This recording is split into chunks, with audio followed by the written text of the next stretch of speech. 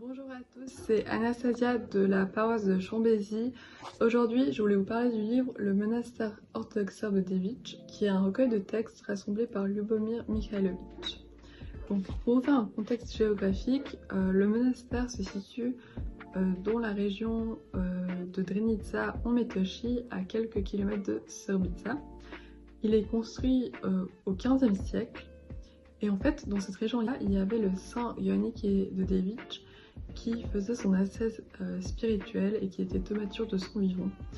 Et le despote serbe Đurađ Branković avait une fille malade qui fut guérie par le saint, et pour le remercier, le despote a construit une église qui est dédiée à la présentation de la Mère de Dieu au temple.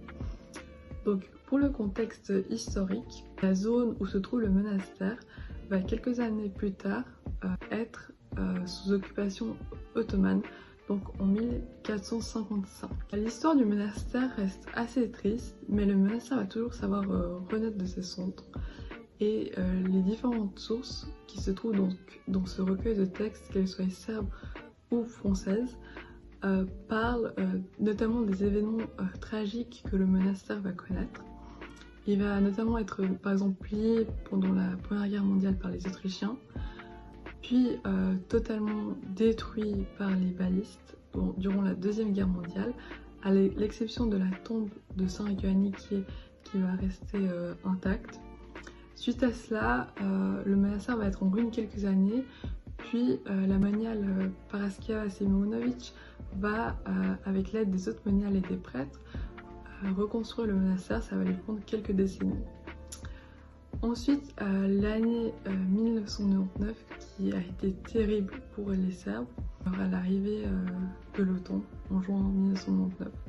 Et le monastère va être de nouveau totalement détruit et saccagé. Les moniales vont avoir peur, mais le colonel français Euga va proposer aux moniales d'envoyer ses troupes pour protéger le monastère, et grâce à ce geste, les moniales vont rester au monastère et reconstruire le monastère. Quelques années après, en 2004, il y aura le pogrom contre les Serbes, où là, beaucoup de monastères de la région de Kosovo et Metochie vont être brûlés, et aussi le monastère de Devic, malheureusement. Les moniales vont être évacuées, et à leur retour, le 21 mars 2004, elles vont voir que le monastère a de nouveau totalement été détruit. Mais voilà, elles vont pas se laisser dans le désespoir, et elles vont de nouveau reconstruire le monastère. Aujourd'hui, grâce à Dieu, le monastère va bien, il est reconstruit. Il y a toujours les moniales qui sont donc restés fidèles au monastère et à Saint Ioanniki de Devic. Les offices sont célébrés, donc nous pouvons tout à fait aller au monastère pour assister à des offices ou pour nous recueillir au tombeau de Saint Ioanniki. En fait, je voulais donc vous parler de ce livre, tout d'abord pour rendre un peu hommage à ces moniales qui, au risque de leur vie, sont restées au monastère. Elles ne l'ont pas abandonné, et je voulais aussi rappeler qu'il y a toujours donc des chrétiens serbes qui sont au Kosovo et Metochie, et c'est pas facile pour eux tous les jours. Donc si vous avez aussi l'occasion de visiter les monastères de Kosovo et Metochie, je pense que ça peut être un très beau pèlerinage, sachant que certains monastères datent du XIVe siècle.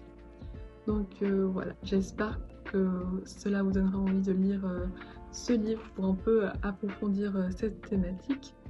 Et je vous remercie et je vous dis à bientôt.